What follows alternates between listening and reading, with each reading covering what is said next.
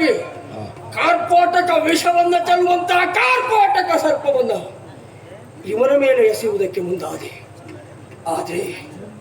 ಆದರೆ ಅದೇ ಸರ್ಪವನ್ನ ಹಿಡಿದುಕೊಳ್ಳಲು ಸುತ್ತಿ ನಾಗಾಭರಣನಾದ ಬಿಟ್ಟೇನೆ. ನಾನು ಕೊಲ್ಲಲೇಬೇಕು ಎನ್ನುವ ಕಾರಣಕ್ಕಾಗಿ ಗಜಾಸುರ ವ್ಯಾಘ್ರಾಸುರರನ್ನ ಸೃಷ್ಟಿಸಿಕೊಳ್ಳಿಕೊಟ್ಟೆ. ಆದರೆ ಅವರೀರುವರನ್ನ ಕೊಂದು ಗಜ ಚರ್ಮಾಂಬರಧರನಾದ ವ್ಯಾಘ್ರ ಚರ್ಮಾಂಬರಧರನಾದ ಬಿಟ್ಟೇನೆ. ನಾನು ಇವನ ಸರ್ವನಾಶ ನಿಶ್ಚಿತವೇ ಎನ್ನುವ ಕಾರಣಕ್ಕಾಗಿ ಭೂತ ಪ್ರೇತಾದಿಗಳನ್ನು ಸೃಷ್ಟಿಸಿ ಇವನ ಮೇಲೆ ಬಿಟ್ಟೆ. ಆದರೆ ಅವುಗಳನ್ನು ಕುಣಿಸುತ್ತಾ ತಾನು ಕುಣಿಯುತ್ತಾ ಭೂತನಾಥನಾದ ಎಂಬಲ್ಲಿಗೆ ಮಹೋಗ್ರಮುನಿಯ ಸಾಮರ್ಥ್ಯ ಇವರ ಎದುರಿನಲ್ಲಿ ನಡೆಯುವುದಿಲ್ಲ. ಸಾಮಾನ್ಯದ ಮಹಿಮಾಗಿರ್ಲಿಕ್ಕೆ ಸಾಧ್ಯ ಇಲ್ಲ. ಯಾರಿರಬಹುದು?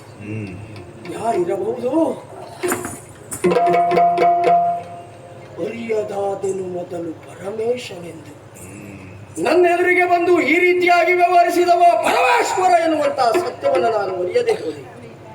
ಕಾರಣ ನನ್ನೊಳಗೆ ತುಂಬಿರುವಂತಹ ಮತ, ನಾನೇ ಶ್ರೇಷ್ಠ ಎನ್ನುವಂತ ಅಹಂಕಾರ, ಬ್ರಹ್ಮ ಮಾಡುವ ಸೃಷ್ಟಿಯನ್ನ, ವಿಷ್ಣು ಮಾಡುವ ಪಾಲನೆಯನ್ನ, ಶಿವ ಮಾಡುವಂತಹ ಲಯವನ್ನ ಎಲ್ಲವನ್ನ ಮಾಡಬಲ್ಲೆ ಎನ್ನುವಂಥ ಆ ಸ್ವತ್ತು ನಾನು ಮಾಡಿದ ಸೃಷ್ಟಿ ಬ್ರಹ್ಮನ ಸೃಷ್ಟಿಗೆ ಸಮವಾಗುವುದಕ್ಕೆ ಸಾಧ್ಯ ಉಂಟು? ಖಂಡಿತಲ್ಲ. ನಾನು ಮಾಡುವಂತಹ ಪಾಲನೆ ಆ ನಾರಾಯಣನ ಪಾಲನೆಗೆ ಸಮವಾಗುವುದಕ್ಕೆ ಸಾಧ್ಯ ಉಂಟ? ಗೊತ್ತಾಯ್ತಲ್ಲ. ನಾನು ಮಾಡುವಂತಹ ಲಯ ಶಿವನ ಎದುರು ನಡೆಯಲಿಕ್ಕುಂಟ, ಕಣ್ಣಾರೆ ಕಂಡು ಹೋಯ್ತಲ್ಲ ಎಂಬಲ್ಲಿಗೆ ಇವ ರುದ್ರಾದ್ರಾವಯತೆ ಇತಿ ರುದ್ರ. ಯಾರು ದುಃಖವನ್ನು ಹೋಗಲಾಡಿಸ್ತಾನೋ ಅವ ರುದ್ರ. ಈ ಕಾಲಕ್ಕೆ ಮಹೋಗ್ರ ಮುನಿಯಲ್ಲಿರುವಂತಹ ದುಃಖ ಯಾವುದು? ಒಂದರ್ಥದಲ್ಲಿ ಅಹಂಕಾರವು ದುಃಖವೇ ಅಲ್ಲವೇ? ಅದನ್ನು ಹೋಗಲಾಡಿಸುವುದಕ್ಕೆ ಬಂದಂತಹ ಜ್ಞಾನೇಶ್ವರ, ಪರಮೇಶ್ವರ, ಜಗದೇಶ್ವರ, ಸರ್ವೇಶ್ವರ ಮಾಡಿದ್ದು ತಪ್ಪಾಗಿ ಹೋಯಿತು. ಸಣ್ಣವ ಎನ್ನುವುದು ಅರ್ಥವಾದ ಮೇಲೆ, ತಪ್ಪು ಎನ್ನುವುದು ಗೊತ್ತಾದ ಮೇಲೆ ಕ್ಷಮೆ ಕೇಳುವುದರಲ್ಲಿ ಏನುಂಟು? ಶಿವನೇ, ಶಿವನೇ!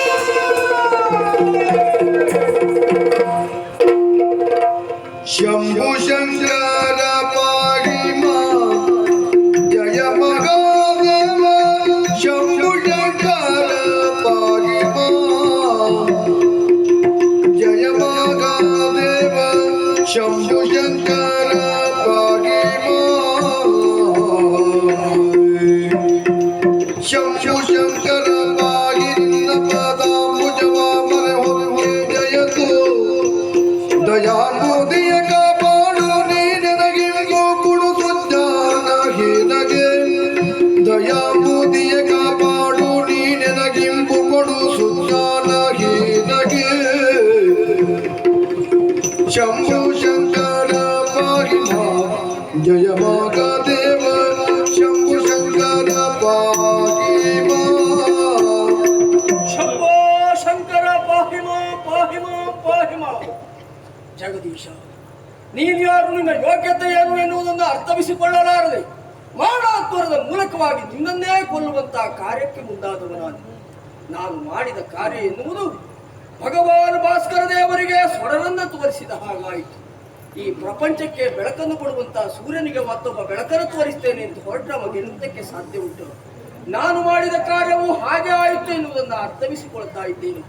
ಜ್ಞಾನೇಶ್ವರನಾಗಿರುವಂತಹ ನೀನು ಅಜ್ಞಾನಿಯಾಗಿರುವಂತಹ ನನ್ನ ತಪ್ಪುಗಳನ್ನು ಮನ್ನಿಸುವುದರ ಮೂಲಕವಾಗಿ ನನ್ನನ್ನು ಉದ್ಧರಿಸಬೇಕು ತಂದೆ, ಉದ್ಧರಿಸಬೇಕು. ಸೈರಿಸಾದಡೆ ಮುನಿರಾಯನಿಗೆ ಹೇಳು. ಸೈರಿಸಾದಡೆ ಮುನಿರಾಯನಿಗೆ ಹೇಳು. ವೈರಿದಿಯೇನಗಲ್ಲ ಸರ್ವಕಾಲದೊಳು.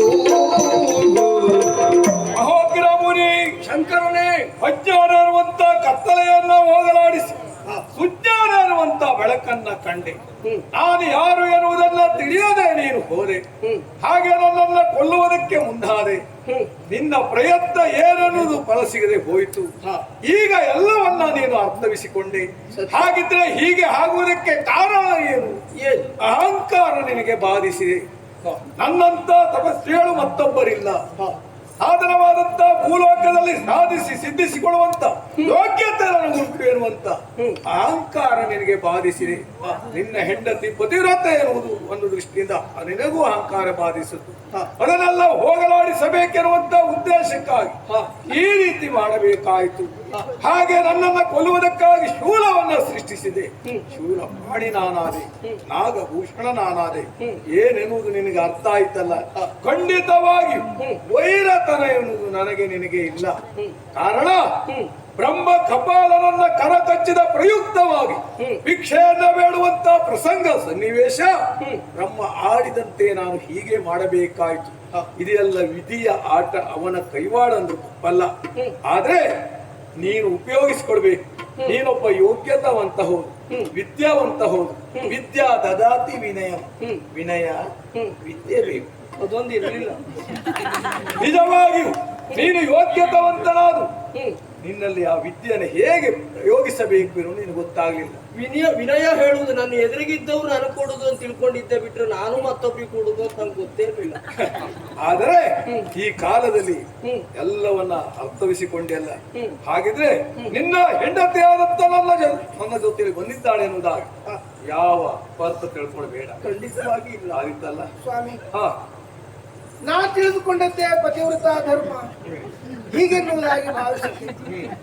ನಾನು ಹಾಳಾದ್ದಲ್ಲದೆ ಉಳಿದವರಿಗೂ ಉಪದೇಶ ಮಾಡಿ ಗಾದೆ ಮಾತುಂಟಲ್ಲ, ಕೋತಿ ತಾನು ಹಾಳಾದ್ದಲ್ಲದೆ ಮನವನ್ನು ಕೆಡಿಸಿತು. ಹಾಗಾಗಿ ಹೋಯ್ತು. ಈಗ ನನಗೆ ಎಲ್ಲ ಅರ್ಥ ಆಗ್ತಾ ಉಂಟು. ನಾನು ತಿಳಿದದ್ದು ಸತ್ಯ ಅಲ್ಲ, ಅದರ ಆಚೆಯ ಪರಮ ಸತ್ಯ ಎನ್ನುವುದು ಬೇರೆ ಉಂಟು ಅಂತ. ನಿನ್ನ ಬಗ್ಗೆ ನನಗೆ ವಿಶ್ವಾಸ ಉಂಟು. ಏನು ಪಾತ್ರದಲ್ಲಿ ನೀನು ಯಾವುದನ್ನು ಹಾಳು ಮಾಡುವುದಿಲ್ಲ. ಆ ಯೋಗ್ಯತೆ ಅದಕ್ಕೆ ತಕ್ಕಾಗಿ ನೀನು ಮಾಡ್ತಾರೆ. ಆದ್ರೆ ಇವತ್ತು ಹೆದರಿಕೆಯಾಗಿ ಹೋಗಿತ್ತು. ಯಾಕೆ ಯಾಕೆ? ಇವರು ತ್ರಿಶೂಲವನ್ನು ಸೃಷ್ಟಿ ಮಾಡಿದರು, ಹಾ. ಅದರಿಂದ ನಿಮ್ಮನ್ನ ಕೊಂದು ಹಾಕ್ತಾರೆ ಎನ್ನುವ ಹೆದರಿಕೆ. ಮನೆ ಆನಂತರದಲ್ಲಿ ಹಾವನ್ನ ಸೃಷ್ಟಿ ಮಾಡಿದ್ರು. ನಾನು ಇಲ್ಲಿವರೆಗೆ ಇಂಥ ಹಾವು ನೋಡಿದ್ದೆ. ಯಾವ ಜಾತಿ ಯಾಕೆಂದ್ರೆ ಹೆದರಿಕೆ ಈ ಹಾವು ನನ್ನ ಕಚ್ಚಿ ನನ್ನನ್ನು ಕೊಲ್ತದೆ ಇರುವ ಕಾರಣಕ್ಕಾಗಿ ನೀವು ನೋಡ್ಲಿಲ್ಲ. ನಾನು ಸೃಷ್ಟಿಸಿದ ಹಾವು ಅವನನ್ನು ಏನೂ ಮಾಡ್ಲಿಲ್ಲ. ಆದ್ರೆ ಇನ್ನು ಮುಂದೆ ಆ ಹಾವು ಹಾಗಿತ್ತು. ಏನೇ ವಿದ್ಯೆ ಇದ್ದರೂ ಯೋಗ್ಯತೆ ಇದ್ದರೂ ಲೋಕ ಕಲ್ಯಾಣಕ್ಕಾಗಿ ನೀವು ಬಳಸ್ಕೊಳ್ಬೇಕು. ಇನ್ನು ಇಂತಹ ಅಹಂಕಾರ ಬಾಧಿಸದ ಹಾಗೆ, ಅಜ್ಞಾನ ನಮ್ಮಲ್ಲಿ ತಲೆದವರದ ಹಾಗೆ ಸದಾ ಸರ್ವದಾ ನಿನ್ನ ಅನುಗ್ರಹ ಇರಲಿ ಎಂದು ಪ್ರಾರ್ಥಿಸ್ತೇನೆ.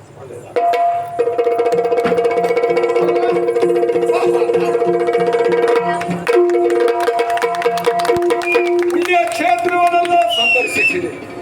ತೀರ್ಥ ಕ್ಷೇತ್ರದಲ್ಲಿ ಸ್ನಾನವನ್ನ ಮಾಡಿದೆ. ಬ್ರಹ್ಮಹತ್ಯೆ ದೋಷ ನಿವಾರಣೆ ಆದ್ರೂ ಕರ ಕಚ್ಚಿದಂತ ಕಪಾಲ ಮಾತ್ರ ಬಿಡುಗಡೆ ಆಗ್ತಾ ಇಲ್ಲ. ಕಪಾಲವನ್ನ ಬಿಡಿಸಿಕೊಂಡು ಬರುವುದಕ್ಕಾಗಿ, ಅದನ್ನ ಹೋಗಲಾಡಿಸುವುದಕ್ಕಾಗಿ ಎಲ್ಲವರಿಗೆ ಸುಖವನ್ನ ಕೊಡುವಂತ ಶ್ರೀಮನ್ನಾರಾಯಣ ವೈಕುಂಠ ಅಲ್ಲಿಗೆ ಹೋಗ್ತಾರೆ.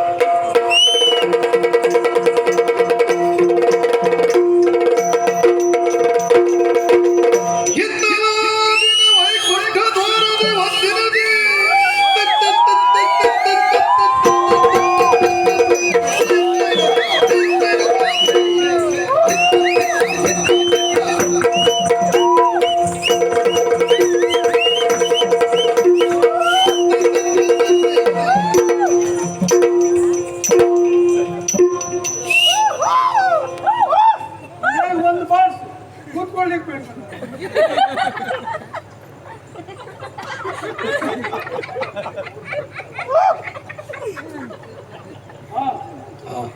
ನಮಸ್ಕಾರ ಬಿಡಿ. ನಮಸ್ಕಾರ. ಒಳ್ಳೇದಾಗಲಿ. ಹಾ, ನನ್ನ ಪರಿಚಯ ಆಯ್ತಾ? ಯಾರಂತ ಗೊತ್ತಾಗ್ಲಿಲ್ಲ. ಬೇಡ, ಈ ಕ್ಷೇತ್ರ ಯಾವುದು ಅಂತ ಗೊತ್ತಾಯ್ತಾ? ಗೊತ್ತುಂಟಪ್ಪ, ಯಾವುದು? ವೈಕುಂಠ. ನಾನು ವೈಕುಂಠದಲ್ಲಿ ಒಂದು ದೊಡ್ಡ ಜನ. ದೊಡ್ಡ ಜನ ಅಂದ್ರೆ ಈ ವೈಕುಂಠಕ್ಕೆ ಹ್ಮ್ 4 ಬಾಗಿಲು. 4 ಬಾಗಿಲಿಗೆ 8 ಜನ ಇದ್ದಾರೆ. ಯಾಕೆ? ಬಲ ಸುಬಲ, ಹಾ, ಭದ್ರ ಪ್ರಬದ್ಧ, ಹಾ. ಆಮೇಲೆ ಮತ್ತೆ 4 ಜನ ಹೆಚ್ಚು ದೂರ ಇದ್ದಾರೆ. ಅಷ್ಟು ಜನ ಹೆಸರು ಹಾಕಿ ಸಮಯ ಹಾಳು ಮಾಡುವುದು. ಹಾ. ಹಾಗಿರುವಾಗ ಈಗ ನಿಮ್ಮಲ್ಲಿ ಕೇಳು, ಹ್ಮ್ 4 ಬಾಗಿಲಿಗೆ 6 ಜನ ಇದ್ದಾರೆ. ಹಾ. 6 ಜನ 8 ಜನ. ಒಂದೊಂದು ಬಾಗಿಲಲ್ಲಿ 2. ಹಾ, ಎಷ್ಟಾಯ್ತು? 8 ಆಯ್ತಲ್ಲ. 4 6 ಅಲ್ವಾ? 4 8. ನೀವು ಹೆಚ್ಚು ಮಾಡಿಕೊಂಡ್ರೆ ನಾ ಏನ್ ಮಾಡ್ಲಿಕ್ಕೆ ನಮ್ದೆಲ್ಲ ಸ್ವಲ್ಪ ಕಡಿಮೆನೆ. ಹೌದಾ? ಹಾಗಿದ್ರೆ ಇದು ವಾಸ್ತವವಾಗಿ ಹಾ ಇಲ್ಲಿನ ಹಾ. ನನ್ನ ಹೆಸರು ಕೇಳಿದ್ದೀರಾ? ಏನು? ನನ್ನ ಹೆಸರು ಹಾ ಹಾ. ಎಂತ ಹೆಸರು? ಹೇಳ್ತೇನೆ ತಕೊಳ್ಳಿ. ನೆನಪಿಲ್ವಾ? ಅಯ್ಯೋ, ಹಾ. ಹೇಳಿ ಹೇಳಿ. ಹೇಳ್- ಹೇಳ ಮನೆಯ. ವೀಕ್ಷ ಅಜ್ಜನ ಹೆಸರ? ಅದೇ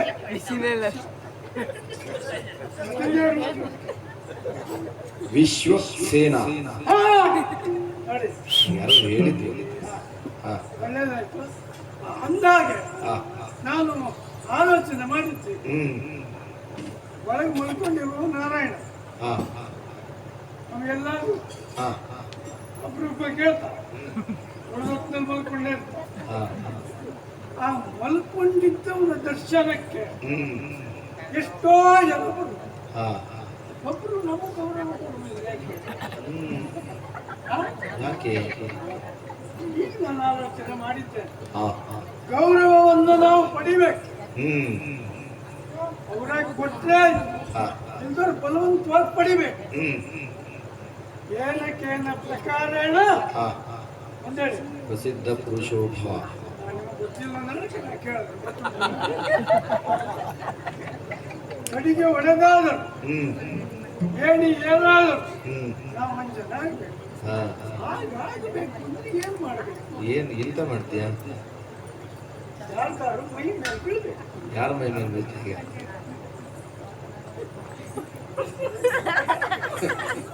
ಪಾಪ ಹಾ. ಮನೇಲಿ ಗೊತ್ತೇಳ ಬಂದಿದ್ದಾರೆ ಅಂತ ಇವ್ರು ಬೇಡ. ಹಾ. ನನಗೆ ಇವ್ರು ಕಾರಣ. ಹಾ. ನಿಮ್ಮ ಮೈ ಮೇಲೆ ಬೀಳಲೆ ಬೀಳ್ತೀಯನಾ? ಏನು ಪ್ರಯೋಜನ? ಕಾಡಿನಲ್ಲಿ ಕುತ್ತಾಟ ಆದಾಗ ಮತ್ತೆಂತ ಇಲ್ಲ. ಹಾ. ಹಾಗೆ ಹ್ಮ್. ಬಿದ್ದ ದೊಡ್ಡ ಜನರ ಮೈ ಮೇಲೆ ಬೀಳ್ಬೇಕು. ಹಾ. ಹೋಗಿ ದೇವೇಂದ್ರನ ಮೈ ಮೇಲೆ ಬೀಳ ಹಾ. ಬೀಳ್ಬಹುದು. ಬೇಡ, ಹಾ. ಮನಸ್ಸಿಲ್ಲ. ಹ್ಮ್. ಯಾಕೆ?